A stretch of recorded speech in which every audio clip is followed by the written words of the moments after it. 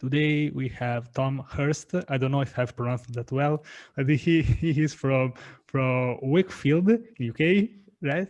And yeah, Yeah. we talk about a little bit about freelancing, and it's of course about his world famous book and product on Gumroad.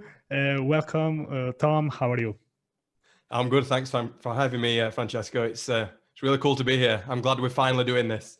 Yeah, finally. And you have a really good setup there. I don't know if that's real or not, but yeah, you have. I love your background of. I want to copy you because No, it's real. we also have a printer, but I think your setup is way better. You have some frames. I need to add some frames over there. Yeah. So welcome here. Yeah. So let's get started. I think we can start with your story. Yeah, Yeah. cool. Yeah. Thank you. Yeah, I'll go for it. So, yeah, I mean, obviously, I've been a web developer now for 11 years, and my kind of story is a little bit different to most, I guess, because people try to, get that job, get their CV, do a lot of open source work to try and stand out and get a job with a tech company. But the way that I started in web development was to go freelance straight away. That was when I was 22. And yeah, I'm still here now at 33. Still freelancing as a web developer. Yeah, and you look way younger. I don't know if you look like you are still. It's because I had the shave before this call. Yeah, thank you for doing that. Yeah, and now people they know me with bird, so I can't shave me because otherwise I just get comments like about my bird. I'll do that one day. Yeah, I literally looked like 5 years older before I had the shave before this call. So yeah, I don't know if you know the meme like before shaving and after shaving you look like a child. Yeah, that is me exactly. I wouldn't be getting served any alcohol with this fresh shave. yeah. So thank you. Yeah, and yeah, of course, and I'm saying this that we are never talked before, so it's the first time that I talk with him, and it's way better to just make a video call. I also like your tattoos on your arms. Also, Yeah, I like them. We show them in this call. Yeah. Yeah, so also Santiago has Guernica on one of his arms, all tattooed here. Yeah. So yeah, let's talk a little bit more about freelancing if you want, your experience, and then we'll go into the product part. We'll talk about that later. Cool. Yeah, so I mean, freelancing for me has always been, I don't know, it came kind of natural. I think some people kind of struggle to think about, oh, how am I going to get the clients, and getting the confidence to market themselves and things like that. But I think for me, I just thought if I need work, I'm going to have to go out and get this. So the first thing that I did was just tell everyone that I knew. So the area of focus that I've got in web development is WordPress. And I mean, I know it gets kind of a bit of a bad deal right now, but there's still people making a lot of money from WordPress. Like the market is huge. So yeah, I mean, that's kind of where I started. So I was building WordPress sites just with themes and things like that, just reusing other people's code. And I can remember just telling my dad, I'm like, Dad, I've got these skills in WordPress. I'm going to go freelance. I'm not going to get a job against your advice. I want to go it on my own. Yeah, just put the word out there if anyone that you know, because my dad's in business too, he's an accountant. So I just said to him, if there's anyone that you know that needs a website, and if they mention WordPress in particular, then I'm your guy. Yeah, and that's how I got started. And then it just grew from there, basically. And getting clients, it's kind of a, it's the network effect, right? So you do a good job for one person, and then, they tell their friends and you get hired again, and then they tell their friends, and it just grows like that. So yeah, getting started was probably the toughest part. But if you start with, the friends of family of friends, things like that, and then, you can move on from there, maybe doing a bit of outreach once you've got the portfolio to back you up. So yeah, that's kind of how I started in the freelance game. Yeah, and now we say, for example, two people, they come in my mind that they started also with WordPress, and they are Adrian Twarog. I don't know if you know him. And also Kyle Prinzulu also is about he talks about WordPress. So it's not more about the technology, but it's about how you can also sell yourself. If you know Yeah. the last JavaScript framework, the fastest one, but you don't know how to sell yourself, it's pretty useless. Yeah. Yeah. Yeah. Exactly. So It's more about how you like can convey your business value to someone as opposed to what technology you use. And I think especially in the tech Twitter world, WordPress kind of gets a bad rap, and everyone's like, oh, you need to learn JavaScript, you need to do this. And look, JavaScript's great. And if I was starting again, that's probably where I would start. But there are a lot of people who need WordPress developers, and you shouldn't really feel bad about using the tools that get you paid. That's what I think. yeah, I totally agree with that. For example, I've used something similar to WordPress like some years ago. There is nothing wrong with that. I also got paid for doing that. So yeah, it's also Yeah. not that wrong. Yeah, maybe sometimes people, maybe they are like I don't know, maybe they're trying to giving advice to you to just don't do that. But if you're making money with that, I think that you should say something to them.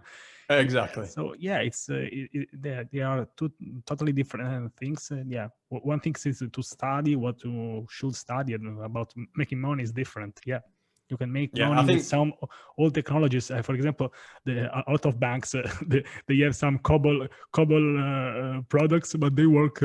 I think they work pretty well. They do kind of a lot of money with that. So it's not about technology, for example.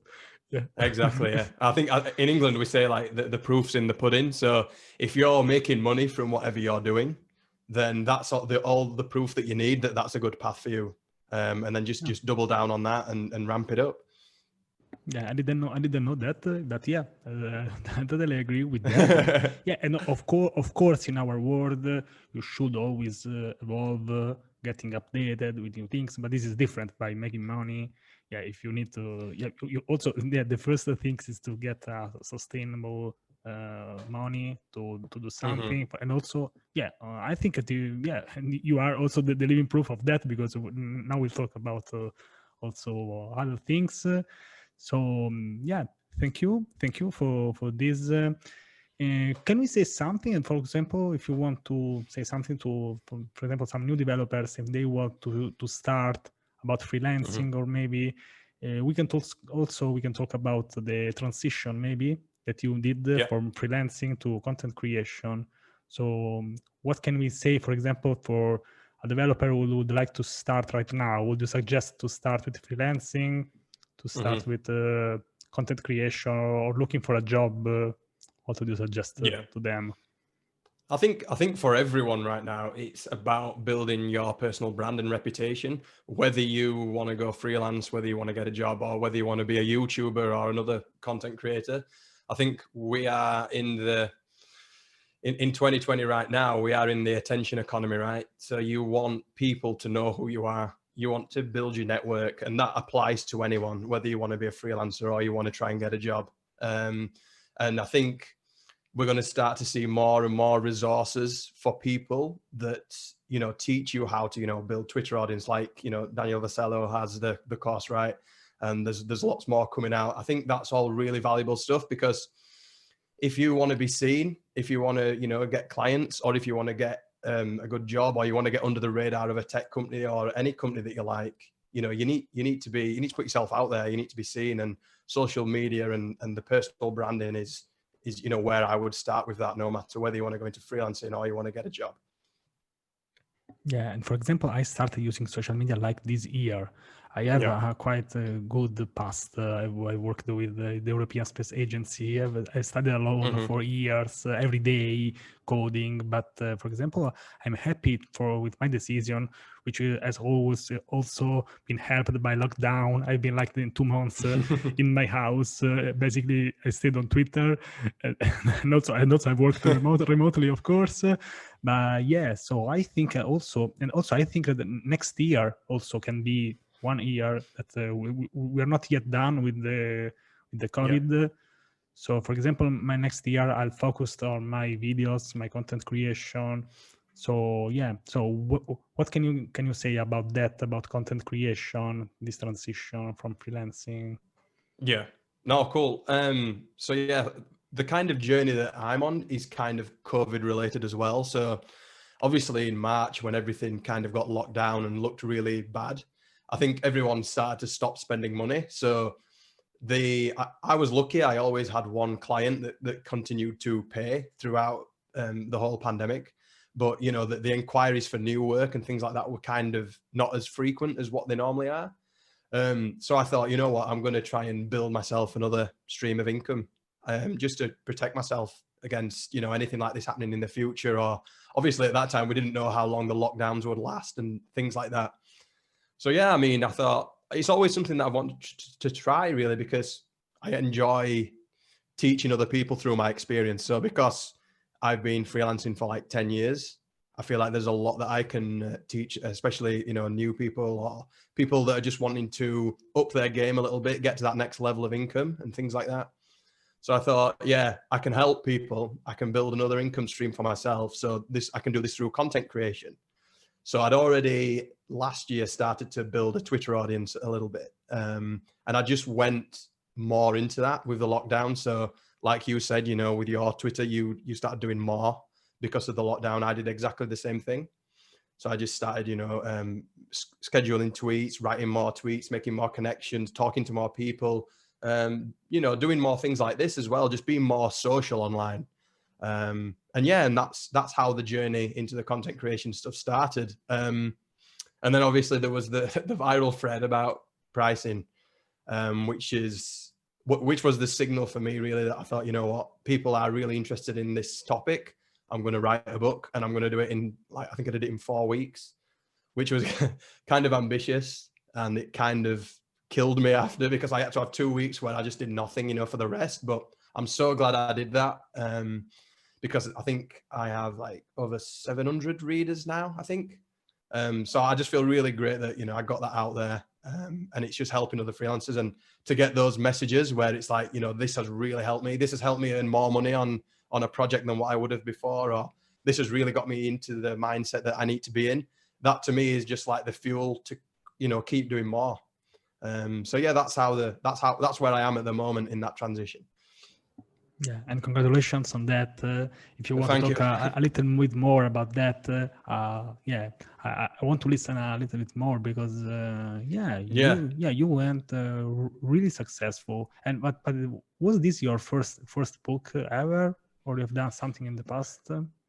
No, so I mean, when the COVID thing started and I started to do the Twitter, building the audience a bit more aggressively, I guess, you know, doing it a bit more frequently. I wrote a free book called 10 Steps to Becoming a Better Freelancer, because I thought, if I can write something that just gets my whole, you know, all the things that have helped me in my freelance career, if I can get that down in a really concise ebook and give it away for free, that's going to get attention for any future paid books that I do. So I already had the plan kind of in mind. It was audience first, then free book. So I could, you know, hone my own skills in writing, but also help people. But then also then get them interested in any paid books I do. So yeah, the Pricing Freelance Projects is the second book that I wrote this year.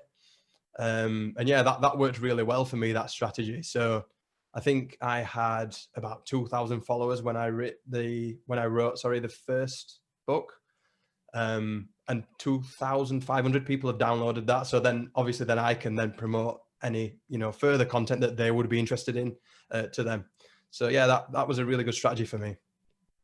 Yeah, so that free book, yeah, of course, yeah, you use your time to do that, but you showed something. So I really like this strategy. Let's call this strategy, but it's basically our life that we basically use. We try to help people to be better or something. So there's nothing wrong with that. Also, there's nothing wrong. You want to transform this in something that you also get something back, totally deserved. Yeah, I'm also thinking about doing something similar. I'm still not sure about that, but I'm not going to tell anything now, because I'm still in my mind that top secret. Yeah, no, it's not about top secret, but it's that if I say that I'll do something, I'll not do that.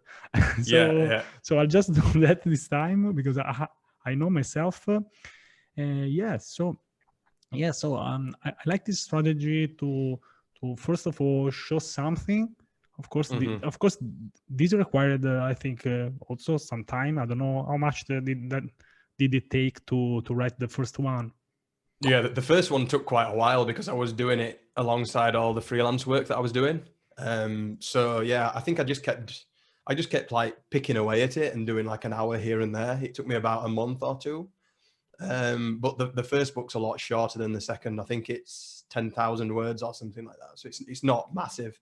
But the second one is 30,000 words, and I did that in 4 weeks, and that was just way, like, I was getting up at like 5 a.m. and then going to bed at like 1 a.m. and just every day. It was too much. But you know, sometimes you're kind of glad that you gave yourself that crazy deadline because you actually finished it.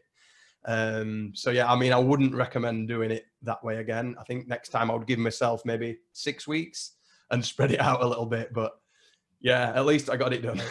Yeah, but I know the feeling to wake up and then jump over your bed and then start doing that thing. It's a good sensation. We can do that for 20 years maybe, but Yeah. maybe for a short amount of time. I understand you perfectly. Yeah. So yes, I think that's how I'd recommend it. Like what you just said, like sometimes it's necessary, right, to work really hard for a short amount of time, but then afterwards you need that break after.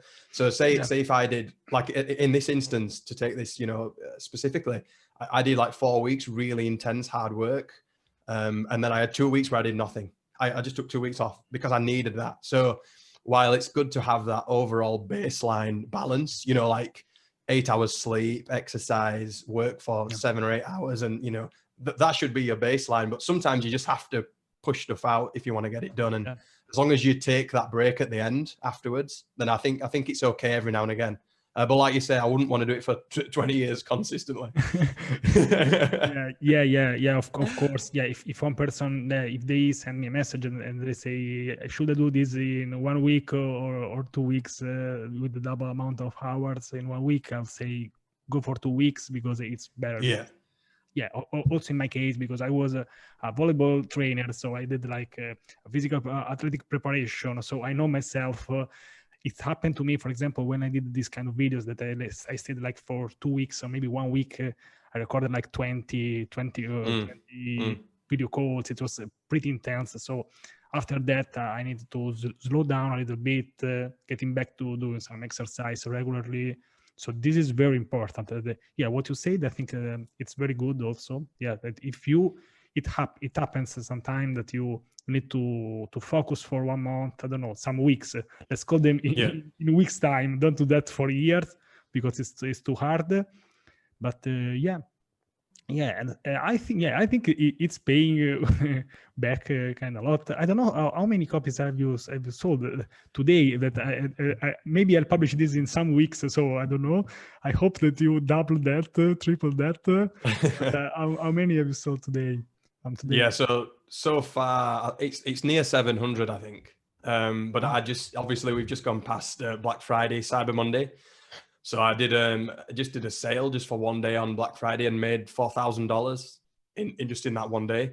So that was really nice to see. And it got a lot of people who maybe wouldn't have bought the book before. It gave them access to it. So that was really pleasing. And I know a lot of people have been waiting for the sale because I'm not really a massive fan of doing sales all the time because I think they lose their value. So, I mean, you might see a lot of people on Twitter and they're like, you know, I don't know, I've sold 2 copies, here's a sale. You know, it's not the kind of thing that I want to do because I think if you do sales like every week, your product kind of loses its value. And I think people start to lose a bit of interest. But if you do sales just on Black Friday, like once a year, then, you know, people will take notice. And I think that's what kind of happened with, you know, this product. Selling like over 200 copies and $4,000 was because I've never really, in fact, that was the first sale I ever did on it. So that was, you know, that's probably why. I agree with this strategy. With maybe it's a little bit simpler. I'm not that market the strategist. And I don't know if you have planned that when you wrote this book that there will be the Black Friday in the future, maybe not, or have you thought about that when you was about to write that or not? Yeah, so I think the way that I went into this, because obviously I'm quite new to products, I've always been pricing services, and that's what the book's about, coincidentally. There are differences, I think, between pricing products and pricing services, and I'm kind of learning that. So I didn't really have much of a pricing strategy at the beginning. I just knew that I wanted people to read the book. So I wanted not to make it cheap. I wanted to make it, so obviously it's $39 at full price. And that's because I want people to read it. I don't want people to pay $9 for it and then never read it. I'd rather, sell less copies, but actual people read the book and get some value from it. And I think that sometimes when you pay that little bit extra, it gives you that motivation, right, to read the book. And that was the main strategy that I used. But in terms of sales, yeah, I think, again, I didn't really want to do sales every week. Like you see a lot of Gumroad sellers, like literally they need no excuse to do a sale. It's like a sale every day, a sale every week. And for me, that's not really what I wanted to do. So yeah, I think I always had it kind of in mind that I would do a sale now and again. And I think that Black Friday is the perfect opportunity because people are already ready with their credit cards, right, on Black Friday. They're ready. They're in buying mode already. So I think if you are going to do a sale on a digital product, then Black Friday is the day to do it. Yeah. And I hope that next year on Black Friday, I have something to promote because I don't have still a real product to sell. I'm working on that, but I still need to work. So I hope that on the next Black Friday I have some good sale to do. Yeah, thank you. Yeah, thank you for that. Would you write a book or a course, or what product would you pick? Yeah, I'm thinking about a book for now, but I think about that. Yeah. So yeah. Also, I'm making a lot of practice with videos now. I published like almost 70 videos, and I started on the 7th of August. So I'm doing almost yeah. Now I'm doing this 100 videos challenge. I'd like to publish every day. So yeah, while also studying, I'm more into the DevOps world, Docker, Kubernetes, or something like that. Yeah. So this is my favorite part of this let's call this a really big word that is placed for literally everyone. Yeah. So yeah, so that's it. Congratulations on that. Your products in selling very well. Thank you. I try to interact when I see your tweets when you post, and you're also very transparent about that. This is also yeah, I like that. I think that people like that. I think. Yeah, I mean, people when you're transparent about what you're doing, it just gains that attention and intrigue. And I think for me, I'm a very honest person. That's just how I am anyway. So I'm not scared of being transparent or talking about money or feelings or stuff like that. And I think that when you are open and you present as a real person, then people become interested in that. They can tell that you're not faking it, and it builds that authenticity and credibility that you need in this game, I guess. Yeah, and I also would like I also work like that, but because maybe for me it will be really impossible to fake something. I'm really bad at faking something. When I'm upset, people around me they get me every time. So it's hard. Maybe I'm too transparent. They say, "What's wrong with you?" Yes. So I don't know, but this could be a weakness, but this can also be a strength, a strengthness. I think exactly. Yeah, if you use it in a proper ways. Yeah, sometimes it's a little bit awkward to be too transparent and also to show all your failures, all your problems. Sometimes it's hard, but yeah, this could also be an advantage for you. I'm trying to do this. I'm showing all my mistakes in my videos. My old videos. I'm trying to get a little bit better at that. I laugh about myself, my pronunciation, which is still not good, but I'm trying to improve. The lights, the microphone has been moved. I think in every video it has a different position. Yeah, I'm trying now. Yeah, to get a little bit better lights. Yeah, that's it. So yeah, and also I'm trying to do this to help people to start making videos also. So this could be also really helpful for someone. I'm trying to do that. I love this idea definitely of authenticity, transparency, because basically it will be the only thing that I can do. Basically, I don't have many chances. I think when you show your mistakes as well, it kind of adds character and it builds character. So it's kind of like getting over that fear of being ashamed of your mistakes, I guess. So, I mean, I used to be like that when I first started freelancing. If I made a typo in an email, I would be devastated. Like that would really ruin my day. But then you get to a point, especially when you start creating content like tweets and putting your thoughts out there, that you get to a point where you just don't really care anymore. If you make a mistake, you make a mistake. And there's a perfect example of this. Do you know, in the Pricing Freelance Project's viral thread, I made a maths error. I forgot to put a 0 on. I said like 10,000 when I meant 100,000. And the tweet went viral, and that individual tweet had like 3,000 likes on it as well. And I'm just like, whatever, you know, people understand what I mean anyway. And you just get over that, you know, fear of failure, I guess. And then the more that you fail, the more that you can uncover the successes, right? Yeah, and also I think that there is a law that when you make a typo in your tweet, there is a higher chance to get that viral. I don't know if that is a law, but I've noticed that. Yeah, sometimes, and I make so many typos on Twitter. I really need that edit function that will never gonna happen. So thank you, Tom.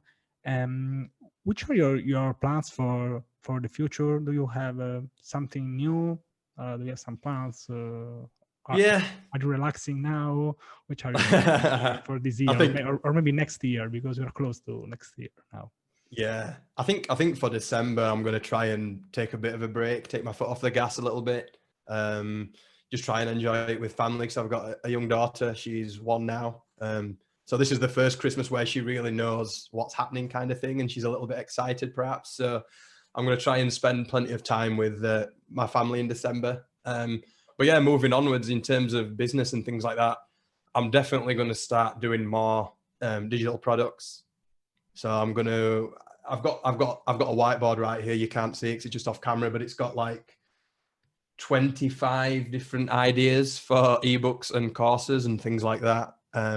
I've actually just bought some video equipment. So I bought a new Canon camera and things like that. So yeah, I think the next thing that I will do in 2021, well, it'd probably take me till then to finish it, will be a course for freelancers. Because I've obviously already got the audience now who, you know, have bought the previous books or they've, you know, downloaded the free book. So yeah, I think I'm going to do a course next and release that pretty early in 2021. Yeah, so video course are you talking about? Huh? Yeah, it'll be a video course, I imagine. Perhaps, you know, like when I'm showing on the screen, you know, various things, just with me as well, talking over the top of it. I think that kind of format works really well.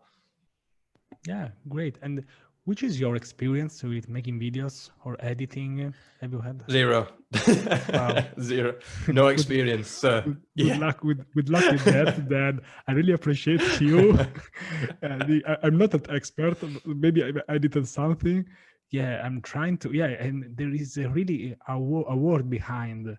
Maybe when I started, I had to admit that I was one of the people that say, oh, making videos is so easy, you just need a camera, you record yourself and you're done. Basically they do nothing. They just want to be famous. There is so much work behind. You need to prove that to imagine. Yeah, no, I think I've tried doing like really small stuff before, just like when I'm on holiday, you know, with just a small handheld camera. But yeah, I've not touched an SLR or anything like that for a long time. So it's going to be a big learning experience. But again, it's another skill, right? You know, once you've learned the skill, you can use it. So I'm looking forward to trying it. Yeah, good luck with that. I'm really interested into that. Please, we need to communicate a little bit more, which is basically zero now. So basically, I think we can all improve that. If you want, to talk about that, to improve, make some appreciate it. Goals. See, because I really would like, really to help people to start making these. So maybe I think that you are almost ready. So but maybe just talk about something. You can be my coach, video coach. No, I can't be short, but I can be your friend just to share. Maybe, for example, I put the microphone quite away from me in the first video calls, because I didn't even know this kind of microphones. How do they work, for example? So Yeah. I'm that kind of expert that you're looking for. So yes. So good luck with that. I think that what we're saying, it's totally correct, that you need also to take breaks. Sometimes also it's hard for me to decide to take breaks, but I know that when you know that you need them, you should do that, and then come back stronger than before. It's so easy to fall into never taking breaks, especially in our industry when there's so much to learn. It's so easy not to do it, but honestly, from experience, I've burnt out so many times, and it's so easy to pretend that you're not burning out when you are. And you just look around the rest of your life and you just think, that's slipping because I'm working so much. And one of the things that I try and teach other freelancers is that balance is the key thing. You need to keep that at all times, because your business will benefit, but more importantly, the rest of your life will. When I try to push myself too much, I think about, okay, if I go burnout, then I need 2 months to come back. So maybe it's better to take a breath, take a step back, then rest for 1 day. Sometimes, even 1 week, some days it's okay. But if you get really burnout and you need to maybe 2 months, 3 months of resting, that's not good for everything. So maybe it's better to take smaller breaks. You need to know yourself. Sometimes maybe it's not easy. For example, for young people, when I was younger, I was just I don't care. When I'm tired, I just sleep. But now that I'm trying to balance a little bit more, it's super important. And I think that everyone seems to be in a rush in our industry as well. Everyone's rushing to learn everything, do every idea, execute every side project, write every book. And when you see that everyone else is doing these things, you try and copy everyone, right? So you say, oh, Tom's writing a book, I want to write a book. Francesco's learning, I don't know, JavaScript, I need to learn JavaScript. So you try and do everything.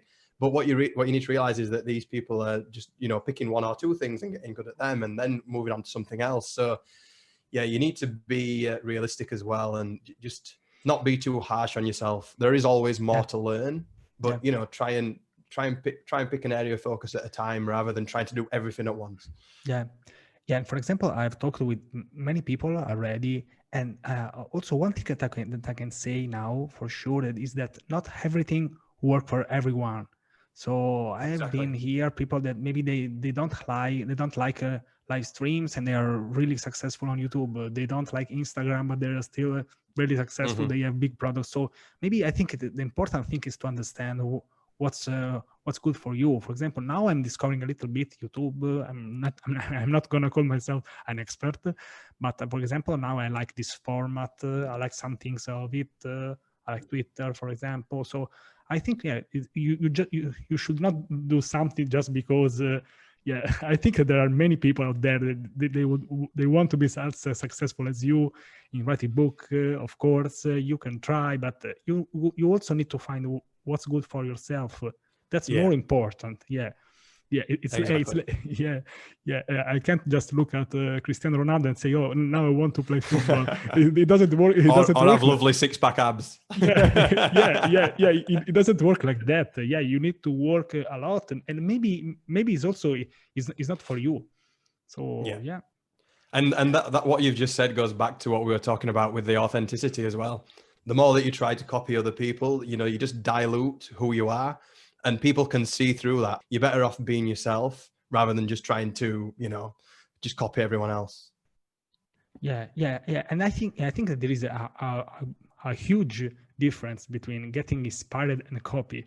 It's different because it's good to get inspiration. People, let's say, that people is struggling so much, it's working every day, but it's different to just copy that, because the copy, the real copy is hard that it works. So I mean, I agree. everyone's ideas are essentially a product of other people's ideas, right? There's no completely 100% original ideas, but what you need to do is put your own spin on it. So, you know, I've got an interest in web development, but I've also got an interest in freelancing and business, and I'm starting to learn about stock market investing and things like that. So the combination of those three things, you know, presented through my viewport, makes that unique and makes people interested in what I've got to say. And that's what people should try and focus on, as opposed to being a carbon copy of someone else. Yeah, I like this idea of point of view. And of course, for example, this kind of, let's call them interviews, but they are not an original idea. I'm just doing a call with someone, but I'm trying to give this a sense for myself. I'm talking with my Twitter friends, for example, and other people. But yeah, of course, and when I'm honestly interested into that, I contact them because I want to really know them. What do they do? So this is what I'm trying to do. I'm not just making random video calls with everyone on the tech Twitter. I agree with that point of view to give your point of view, which is, I think it's the most important part, because I think that if you really do something, because you really need that for yourself. I had so many people, maybe they wrote a book and also they do something for themselves. They write blog articles, maybe in the future for reference. I think that's really, really, really important. Maybe it's also easier. It's because I think that faking, it's so stressful. It's so hard to do. You need you need more time to get back from that. It's really stressful trying to please people who you're not being authentic to. It's an impossible thing to maintain. Like, I think you've got to, it's just impossible. You can't fake it forever. And I think you're just better off starting by being authentic from the very beginning. And that's how you're going to get the most success. Of course. If someone over there, maybe it's what maybe the actors they do, but that's really stressful. It's not really for everyone to do that. To acting is really a hard thing to do. Mentally difficult. It's hard. It's hard. And maybe we see many successful actors, but there are way many that they struggle so much in that area, of course. Because it's really imagine hard. If someone comes out on Twitter and as an actor and the photos were fake and everything, and then we're like, oh my god. I don't know. That's it. I honestly like maybe the simpler things, but maybe because it's more like as I am, I'm just like to do this kind of simple things. But I also like to improve, so I'm trying also to do better things. I think about how can I do this kind of stuff a little bit better every day. So I think about how to improve. It's not about just putting them out, but I think that also to publish something, to learn in public, they're all important concepts. So no, definitely. I agree. So thank you for being here. And that's where can we find you? Where can we contact you? And of course we'll put the link of your book in the description. Please do that. Do that. Check it out, please. And where can we find you also? Yeah, cool. So I'm mainly on Twitter. I'm pretty active on there. So you can get me. I'm at Tom_Hirst. And you can find out more about me on my website, tomhirst.com. And you can download my book at pricingfreelanceprojects.com.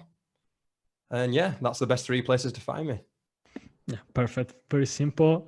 I'll put them in the description. And thank you for being here. It has been really a pleasure to meet you and to know you in this way. Instead of just doing months of chatting. Thank you very much, Francesco. It's been great. Yeah.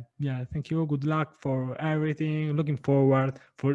I hope next year will be better than this one. I don't know. I don't know what to say. I was so optimistic about 2020. Now I'll be more more careful about the next year. I'll not say anything about that. Yeah. So that's it. Have a nice day. I don't know which hour is there because we have different kind of different time zone or not. No. We are not. It's No. 10 to 10, so I think we're No. 1 hour.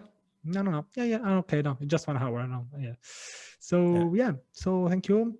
Have a nice day. Yeah. Thank you very much. Yeah, and let's keep in touch because if you want to talk about your courses, video courses, I'm always open to do that. How can we improve? Something like camera angles. I'm really interested into that, honestly, and I'm not an expert, but we can talk about that if you want.